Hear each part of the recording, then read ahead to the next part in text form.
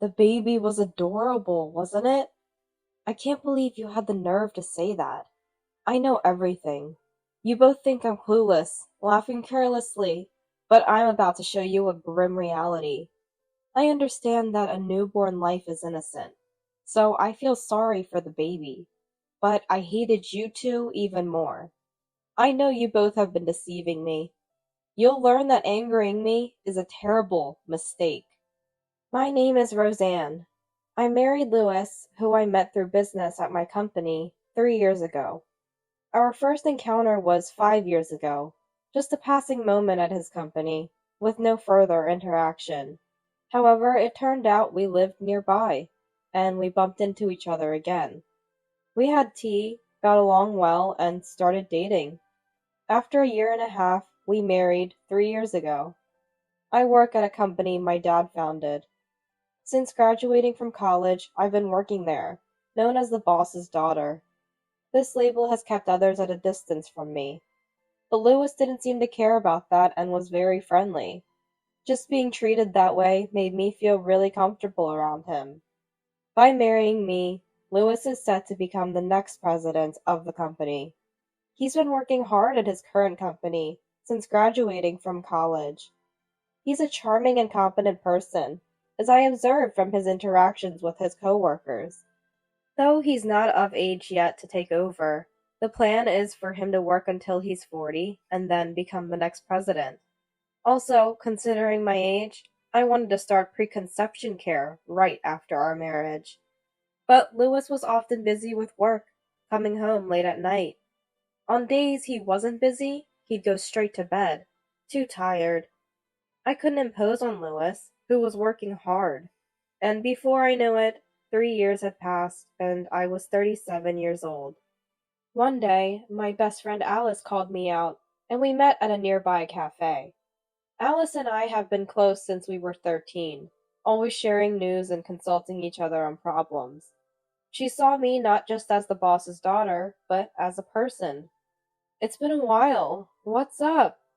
It's been a while. I have something to tell you today. What? Are you getting married? Actually, I'm pregnant. 6 months now. I was shocked. I hadn't even heard she had a boyfriend. And now this? But now that I think about it, her belly did seem a bit fuller last time I saw her. So that's what it was. Is it a marriage after the baby's arrival? No, I can't marry the father due to some circumstances. Oh, I see. But congratulations anyway. Thank you. Alice looked downcast. She must be feeling anxious. I didn't know what her situation was, but I was ready to do anything I could to help. Alice had always been there for me. After every breakup, she was the one to comfort me. I think I made it this far because of Alice. Alice, if there's anything I can do, just tell me. It's my turn to support you now. Thanks. But I'm okay for now. Do you have any troubles, Roseanne? No, I'm fine. I wanted to talk about wanting a child, but the atmosphere didn't feel right, so I didn't. But what happened next would drastically change my life. When I got home, I told Louis, who was off work and at home, about Alice.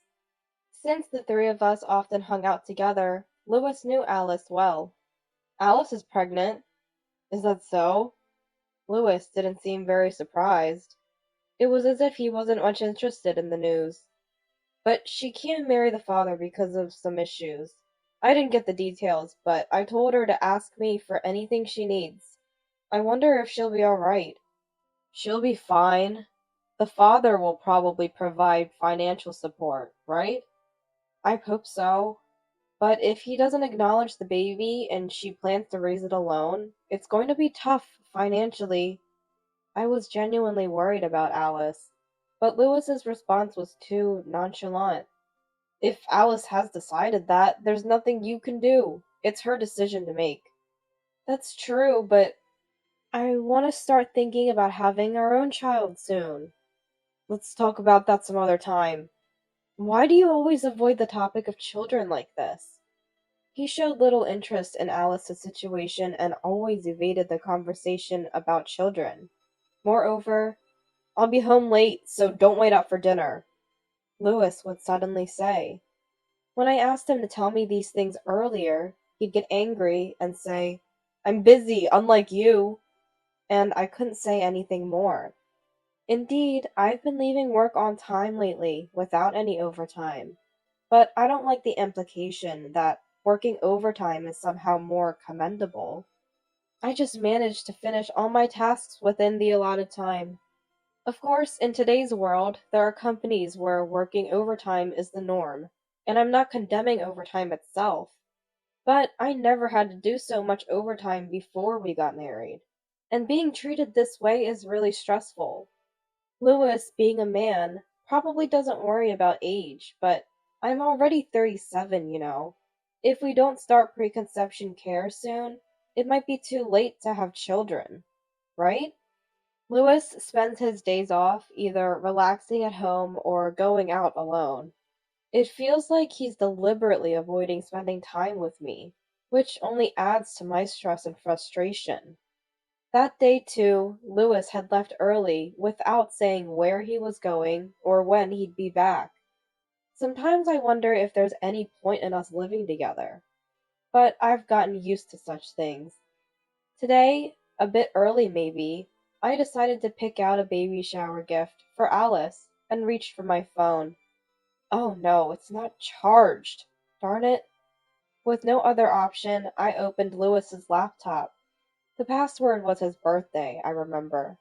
With that, the lock opened, but what I saw on the screen made me doubt my eyes.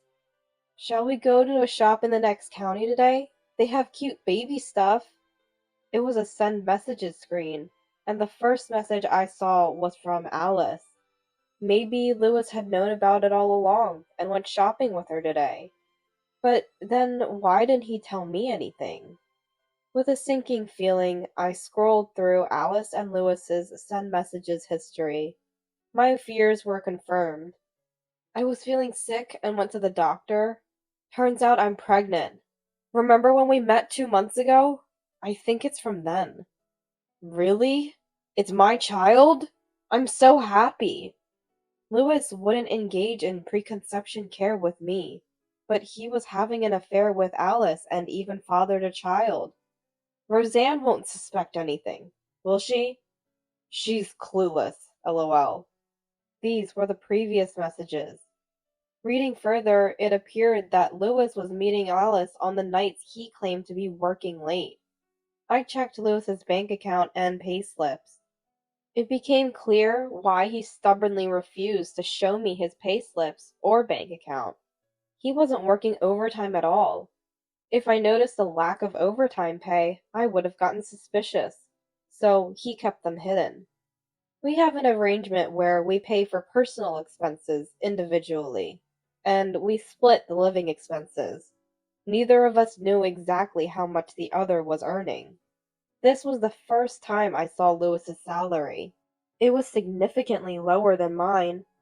35 years old, a college graduate, and this is his salary? I was shocked, not just by the surprisingly low salary, but also because almost the entire amount was being withdrawn every month. It seems likely that Louis has no savings left, probably using it all for Alice's childbirth expenses. There's no way he'd consider preconception care with me, not just financially, but because it's clear he sees Alice, not me, as his partner. He says, "Once I become president, I'll lavish Alice and the baby with luxury. So just wait a bit longer. A child with Alice is bound to be adorable." Yeah, that's the situation. He married me just to become president and for the money. Thinking back, he was incredibly devoted until we got married. Even in his proposal, in front of a castle in a dreamy setting, was so romantic. But as soon as we got married, he became cold and stopped going out with me. Seeing their exchange, I was furious. I've been deceived by both of them. And Alice, she even had the nerve to report her pregnancy with Lewis's child. Did they think I'd never find out? If so, they underestimated me. Well, I hadn't noticed anything until I saw the send messages. I decided to gather evidence, so I hid a small voice recorder in Lewis's bag. Oblivious, Lewis left the house silently again. I knew from their send messages that he was meeting Alice today. I had set up the send messages app on my phone with Lewis's account, allowing me to see every exchange between him and Alice. It felt like stalking, but I needed evidence for what was to come. While Lewis was changing, I set the recorder in his bag to record, and he unknowingly took it with him to meet Alice. When he returned, I secretly retrieved the recorder, but the content recorded was beyond my imagination. The conversation started off innocuous, but what followed was unbelievable. Can't believe Alice was the one stealing all your girlfriends. What? That's right, but my aim was just to take them, so I dumped them right after. Why did you do that? Consoling a heartbroken Roseanne made me feel fulfilled. I felt like I was doing something good. What's that supposed to mean? Was Alice stealing my boyfriends just to fulfill her own heart? Their conversation, laughing and chatting, filled me with rage. Louis, you're not planning to have a child with Roseanne. No way. I'm not interested in her at all. I just used her to become president. My type is you. If Roseanne hears this, we're in trouble. I stopped the voice recorder after hearing all this. I was so angry I almost smashed the recorder. Alice had been deceiving me all along. She comforted me when my boyfriends broke up with me, using me to satisfy her own ego. I can't forgive Louis or Alice. Louis, a liar who used our marriage to become president, and Alice, who I thought was my best friend, stealing my boyfriends, one after another, and eventually even my husband, to have a child. I won't let these two get their hands on my dad's company or its money. From that day, I decided to thoroughly gather evidence of their affair. I screenshot and copied all the send messages and hired a detective. Someone I knew, but hadn't fully trusted in detective matters. However, they turned out to be quite capable, gathering a lot of information. As expected, on the days Lewis claimed to work late, he was mostly visiting Alice. The photos showed them walking together like a couple, Lewis caressing Alice's belly, seemingly eagerly awaiting the baby's arrival. Seeing this, my determination to make them pay began to waver, and sadness welled up inside me. This should have been me and Lewis, but I couldn't let my resolve falter now. It was all for protecting my dad's company and for my revenge. However, the child in Alice's belly was innocent. At the very least, I didn't want to involve the unborn child in this turmoil. That was the only thing troubling my conscience. 4 months passed since then. Send messages, voice recordings, photographs, with all the evidence in hand, making their excuses impossible. I received a message from Alice. She was in the hospital, and it was her due date. It seems like labor has started. I'll let you know once the baby is born. Wish me luck. Good luck. I'll come to the hospital when you contact me. With your baby's father. The next day, Alice informed me the baby was born. She endured 5 hours of labor. Alice's baby is born. Shall we go see? You're acting calm, but you're excited, aren't you? I know you were sending joyful send messages just now. Holding all the evidence, I went to the hospital with Louis. We visited the newborn room and saw Alice's baby. Adorable, but I couldn't dare say it aloud. This child was born from those two, a testament to their infidelity. Then, returning to Alice's room, she was waiting with a beaming smile. The baby was cute, right? Louis nodded with a smile, turning to me as if seeking arrangement. The baby was adorable. No, it was as ugly as you. What? As they stood there dumbfounded, I was ready to begin my revenge. Hey, that's rude. And what do you mean it looks like me? Roseanne, what's wrong? You thought I knew nothing? You think I'd say something so awful just on a hunch or speculation? As I spoke calmly, their faces tensed slightly. What do you think you know? Alice tried to maintain her composure, but Louis clearly started to get nervous. First, here's a picture of you two walking closely together like a couple at a baby store in the next county. I presented the photographs one after the other, as if I was showcasing items in a home shopping program. Next, we have the send messages exchanges you two made a point of having. I placed the copies of the send messages on the table. You used my computer without permission? My phone was out of power and I just wanted to borrow it for a moment to look for a gift for Alice's baby. Then your send messages with Alice popped up as soon as I opened it.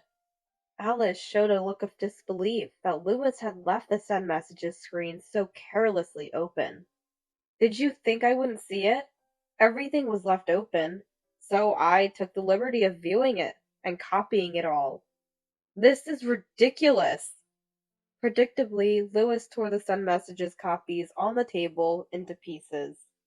Hey, if you do that, unfortunately for you, I've also saved these send messages as data, so tearing them up is pointless. Plus, I have voice recordings from when you two went out.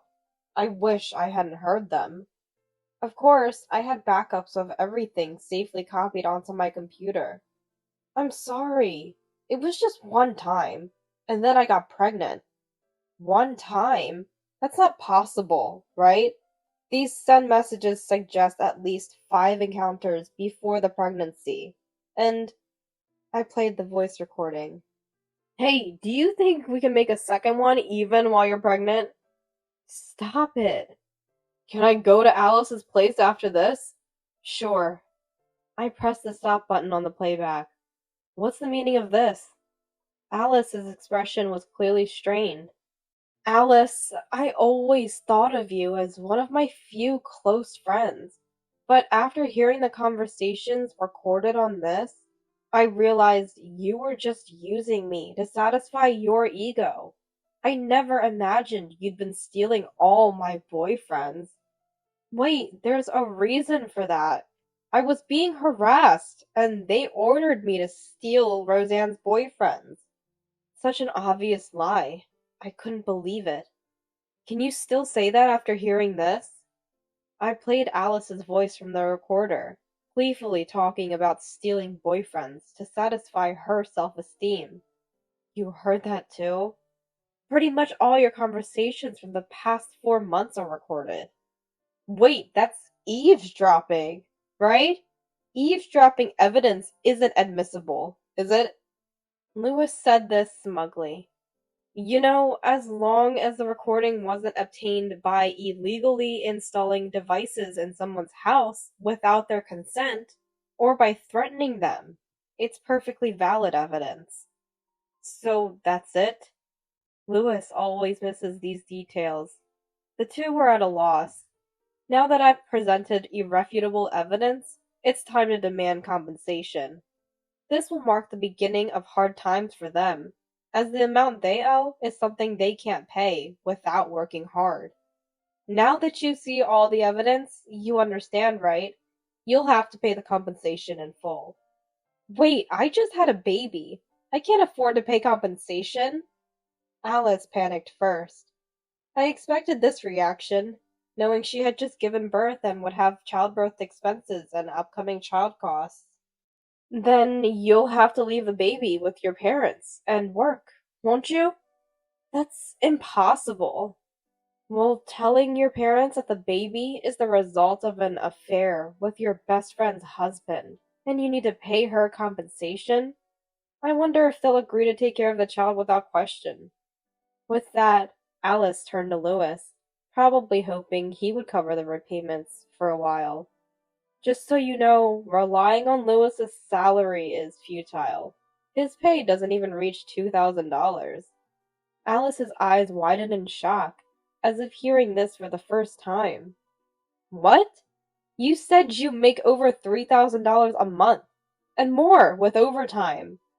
Alice confronted Lewis. Lewis started to act nervously. It was just a bluff. When we started dating, I asked a coworker in my department to talk me up as some kind of company elite, but it was all a lie. I placed Lewis's payslip on the table. The payslip revealed that he was just a company underperformer, always making mistakes and still requiring his boss to check his work. And you're still lying, aren't you? I said, looking at Lewis. I told you, I've been working at this company since college graduation. But the truth is, I only have a high school diploma, and I joined the company just before meeting Roseanne. I've been job hopping a lot because I get bored easily.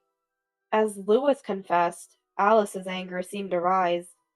Wait, everything you said is different. You told me you were saving money.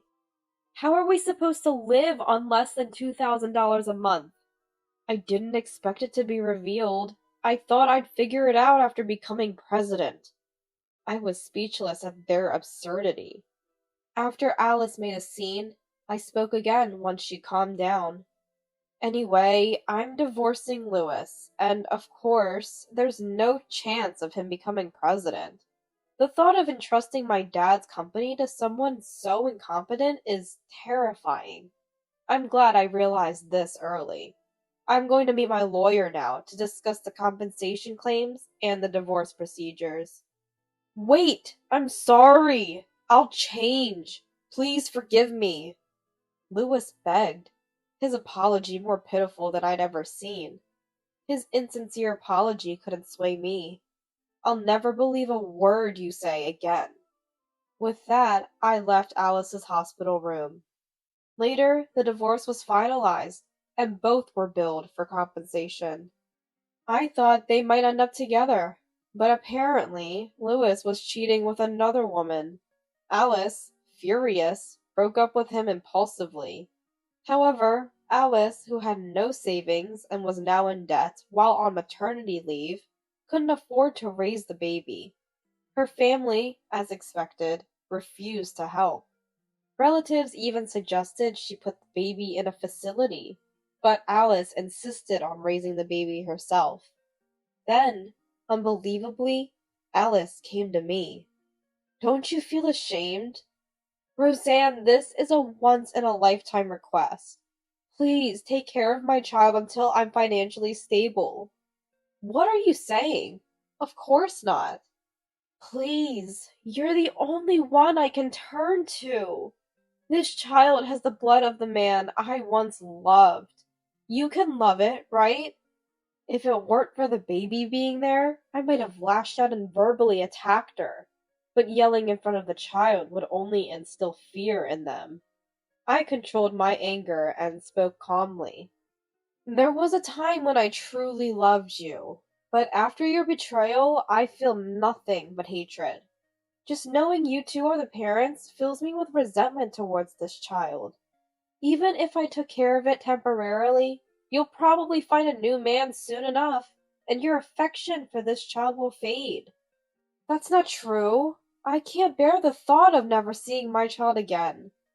Then, instead of relying on acquaintances, seek help from proper institutions. Do you really think there's someone kind enough to take care of a child born from an affair with our best friend's husband? Besides, your reason for not wanting to let go of the child isn't love, is it? What do you mean? You've been telling people at work that you plan to make this child a kid YouTuber to earn money. You even said you'd eventually join in and have fun as a YouTube family. But now it's impossible, right? If people realize this child is the result of an affair, you'll be caught in the social media firestorm. There are people who can trace personal information, and if that happens, it's not just you who will suffer, but this child too. Alice fell silent, her head bowed. What, you're still holding a grudge about me stealing your boyfriends? That's irrelevant now. As for Louis, he's beyond redemption, and I pity him. My concern is for the child. Being with you will only bring in hardship, so it's better to let it go. And by the way, I've told everyone I know that your child is with my husband. That's cruel. Alice started crying. Cruel? Look who's talking. I continued, undeterred. Anyway, it's impossible for me. With that, I left Alice's presence. Later, Alice placed her child in a facility and returned to work, foregoing her maternity leave to repay her debts. Despite the turmoil and relentless gossip at work, Alice showed remarkable resilience. However, her job alone wasn't enough, so she started taking on additional work on her days off. And, as expected, she already had a new boyfriend. Placing her child in a facility was the right decision. Lewis, having lost his place in the company, resigned and was now repaying his debts through various part-time jobs. It goes without saying that they haven't met since then. I have no interest in his affair with the other woman. In the end, they both worked tirelessly to repay the loan they took out to pay my compensation. It's a satisfying outcome. As for me, with Lewis out of the picture, I've become the next candidate for the company's presidency. My parents apologized to me. We should have chosen you from the beginning, regardless of gender. If only we had seen through that man's lies. We are sorry, they said. I was the one who was completely deceived, yet my parents had done nothing wrong. I felt ashamed for making them think that they were at fault. But now I'm determined to elevate the company's performance even further as its president. Happiness for a woman isn't just about marriage or children. I'll find my own way to happiness and repay my parents' kindness.